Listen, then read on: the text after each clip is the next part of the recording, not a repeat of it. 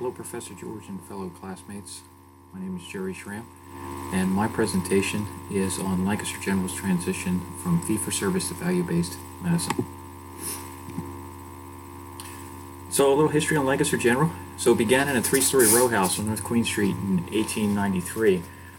Over time, it continued to evolve. It evolved from just a hospital into a health system. In 2013, the hospital grew its umbrella, and everything underneath the term Lancaster General Hospital is the main hospital on Duke Street, the Downtown Pavilion Women's and Babies Hospital, Suburban Outpatient Pavilion, and Barshinger Cancer Center, and 8 other outpatient facilities in Lancaster County. And that was in 2013. Some other notable history.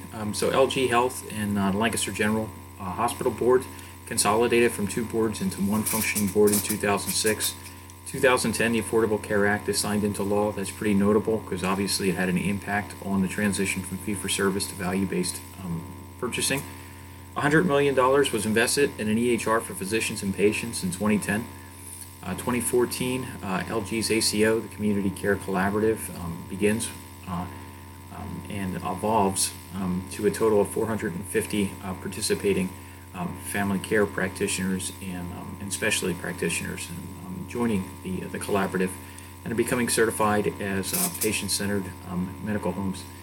Enters into a partnership with Penn Medicine in 2015, invests in a multi-million-dollar hospital expansion focused on patient satisfaction. They affectionately call it the Tower. They've built up, just completed, and currently building the Lancaster Behavioral Health Hospital with a late 2018 opening planned. So Lancaster General has continued to evolve.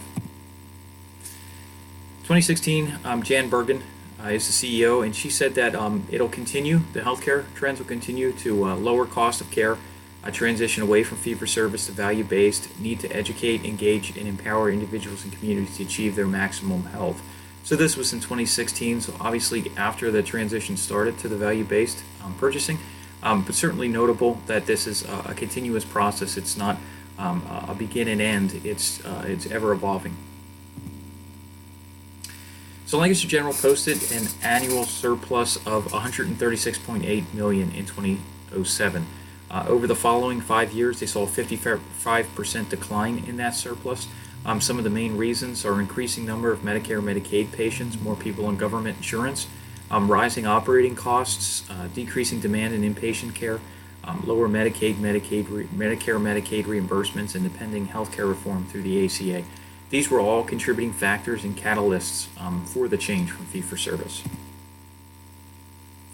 So LG also realized that the healthcare model was changing. So with the obviously with the Affordable Care Act, a lot of talk during the campaign for President Obama. So there was change coming. They can see that evolving and see how the costs were rising, how more and more patients were uninsured. The insurance they did have was low reimbursement, so they knew it had to change. They were losing money. The volume wouldn't yield the profits when the reimbursement didn't equal the cost. So when your Medicaid reimbursements don't equal the operating cost, obviously that doesn't work. You can turn all the volume you want, but you're still running at a loss.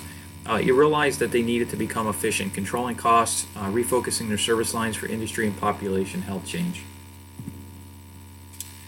Patients also became more informed. We're in the age of technology. WebMD and a variety of other sites. If you want to know about your condition, a doctor says you have hypertension, you can go on and look at anything under the world, including all the medications that potentially would be available for hypertension. So more patients are informed. They want value for their money. The payers saw rising healthcare costs. They embraced value-based care. They wanted to see cost controlled through quality measures. And LG invested $100 million in 2010 in the My LG Health and EHR program. It was a major determinant for the change, including patients in their healthcare decisions. So again, a catalyst. 2010 Affordable Care Act gets signed in. 2010 LGH is incorporating this portal and this EHR system. So they're already shifting towards quality as the ACA is being signed into law. Main reason for their success is expansion, embracing the concept cradle to the grave. Obviously, they've diversified under the umbrella of the hospital to have women's and babies all the way up through physician care and specialty service, and obviously the hospital. In the Text to Healthcare Quality book, it offers 15 must-do strategies to achieve high-performance value-based care. I'm going to go through each of those because I think that's how you measure the success of Lancaster General. So the clinician hospital alignment, 28 primary care practices and 3 PCMHs in 2015, 300 family physicians and specialists and 40 offices in 2015, which, as I said, increased to 450. Participating in Medicare's bundle payments for care improvement in 2014. A single payment to LGH is dispersed through the hospital and doctor services. Obviously, again, that's patient care continuum, coordinated care, everybody in that chain of care. Quality and patient safety through the use of a just culture and lean processes in LGH. They're able to identify and recommend measures to improve. They have that just culture to report when there's a safety risk or it improves quality and patient satisfaction. Efficiency through productivity and financial management. Again, lean processes, reduce costs, focus on quality and patient satisfaction. The Care Connection program, the patient care navigators, where they follow up with patients, make sure that the discharge plan, the patient care plan is appropriate. They're following up with family care practitioners, reducing readmissions, high cost Medicare penalties, and sponsored urgent care clinics and participating as an ACO. All ways that they become more productive in financial management. Integrated information systems, as I said, 2010, they incorporated the EHR system, so you have Epic coming on board, you have My LGH Health, the patient portal, so the physicians, the patients, they can manage that health. The physicians understand what a patient has, their medical history, so it has multi-purposes, but this is integrated, a big motivating factor. Integrated provider networks, partnership with Penn Medicine, creation of the LGACO, the practitioners in the PCMHs, partnership with 7 health systems in PA, New Jersey to form Allspire Health Partners. So although this is LGH, LGH and LG Health, the fact that their board of directors come together certainly kind of ties the two in, and they kind of become intertwined. Engaged employees and physicians, like LGH is Lancaster County's largest employer. 2012 they had 6455 employees, so they're continuing to expand, so obviously that employee value goes up. Lean processes is practiced throughout the LG system, so it empowers employees to be a part of the change. They offer suggestions, they offer solutions, and they're just integrated in there, almost that concept of an owner. Strengthening finances, again, it goes back to the partnership with Penn, reduction in uncompensated care costs through value-based quality care. They saw a reduction in uncompensated care costs 3.27% to 2.95% between 2015 and 2017, which is pretty substantial when you see your losses decreasing. That suggests quality. That's the patient care program, the Care Connections patient care navigating program working. Payer-provider partnerships, Capital Blue Cross entered into an accountable care agreement, and Humana entered into an accountable care agreement. Scenario-based planning, I really couldn't find too much on this. I do think that they likely would use some sort of use Porter's formula or some sort of other strategic planning sessions to determine about market competition, understand how the market's changing, understand how the healthcare regulations are changing. So I'm sure there's a lot of strategy planning that goes on, a lot of what ifs, but I couldn't find information on exactly what that process was. Population health improvement, one of their core strategies, according to Jan Bergen, is to advance the health and well-being of the community. So everything they're doing, population health, is to look at trends, look at focused care, again, that cradle to the grave concept. So they're increasing the number of available urgent cares, put more out there, make sure that people have access to care. MyLG Health allows for collaborative care, patient education, physician knowledge of the patient's overall health care. Again, that focuses on improvement. You're not just treating somebody for hypertension, but you're looking that they've been in for hypertension, they're under doctor's care for hypertension. You're able to then analyze, okay, where were they 6 months ago, where were they a year ago, and what's going on now. It enables you to really focus a good patient care plan to keep them out of the hospital and get them healthy. Development of the Lancaster General Health Community Care Collaborative and use of the PCMH model. Underperformance or quality improvement strongly incorporates lean process. When I met with Norma Ferdinand, she's the vice president of quality and performance improvement at Lancaster General. Very enlightening, but strongly pushes that lean process and how that is really a focus in their performance and quality improvement. Expectations that employees wear two hats. You do your job, and you're also expected to identify, make changes, suggestions, really become a part of that change, patient satisfaction, that quality. Peer support, teamwork dynamic, the huddles, having those boards, checking up on one another. Hey, did you remember to wash your hands after coming in with that patient? Little focus things like that. Robust quality committee structure with quality council, multiple tiers that incorporate all aspects of the hospital service. Everyone's represented, everyone has a seat at the table.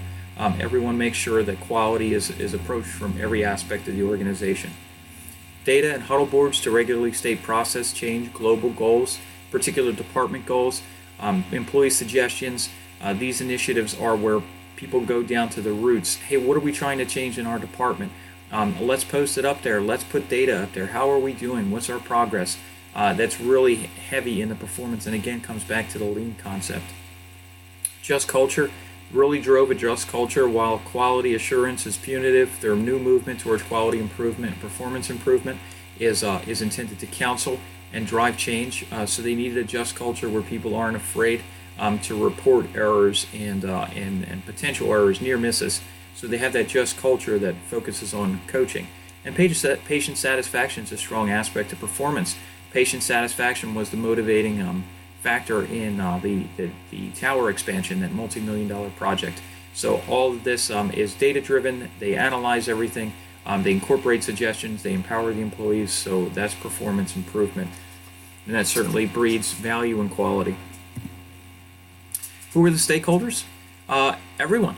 Everyone's a stakeholder. Everyone in the hospital. So you have all physicians, nurses, healthcare workers, support staff, administrators, housekeepers, food service workers. Everyone is involved intimately as this process changes from fee-for-service to value, because everyone's involved in value. The patient's not going to be satisfied if their food's not on time, if their food's cold, if their room is dirty, if there's blood splattered around, and they're certainly not going to be happy if physicians and nurses aren't timely and administering appropriate care. So it's global. Everyone's involved. The board of directors is a key stakeholder. Physician practices, specialists outside of LG, the LG system, they're all stakeholders. Patients who use LG or their physicians associated with, they're a stakeholder. And Lancaster City, the surrounding areas, the community, they're all stakeholders because how well LG does, especially when you consider that they're the major employer in the county, their success obviously has an impact on the economy in Lancaster County. So when we look at positives, as they made this change, or prospective positives and negatives, so the positives established partnerships. They were able to grow LG, partner with Penn, partner with ACOs, develop those collaboratives with a lot of these primary care physicians and with the specialists to create that continuum of care and improve the quality of patient care. Reduced operating costs. You don't have those duplication of services. Physicians know what one another are doing. Positioned itself well to meet Medicare value-based reimbursement metrics, the hospital value-based purchasing program they participate in, and remains financially strong in a strong market, with a strong market share in Lancaster County. The Lancaster County in this area, South Central Pennsylvania, is very competitive. So to remain competitive, they positioned themselves very well. Some negatives: transitioning from volume-based to value takes time and financial investment. Just to make that shift, to know that you're not going to be recouping all that reimbursement on just volume, but now you're going to be judged on value. There's going to be some losses there and some increased costs. $100 million in an EHR system, so there are costs there. Creating partnerships, incorporating bundle payments, expanding new service lines, that all has a cost. May have lost physicians and staff members due to transition. Some may not have been prepared or resistant to a switch from fee-for-service to value-based. That has an impact. And required a dynamic, strong leadership team to adapt as regulations and reimbursement model changes. You have to understand that this is happening as the ACA is being signed into law. A lot of unknowns, a lot of transitions, fire and brimstone. Nobody knew what was going to happen. So to be able to position yourself strategically in those changes certainly requires strong, dynamic leadership. In conclusion, the healthcare costs are expected to continue to rise. GDPs are estimated to be 19.7% by 2026. Baby boomers retiring are expected to have a huge impact on the healthcare system. And they're expecting to receive quality. These are intelligent individuals who are technologically savvy. They know what the quality is, and they're expecting to get their money's worth.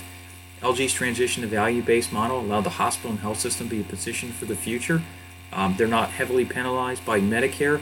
When you look them up, they are 5 stars in the value-based programs, so they're well recognized. They're meeting all performance metrics. And the future of the ACA and the healthcare system is simply unknown. We don't know how long the ACA is going to be around, if there's going to be changes, regulations are going to change. It's the uncertainty that exists.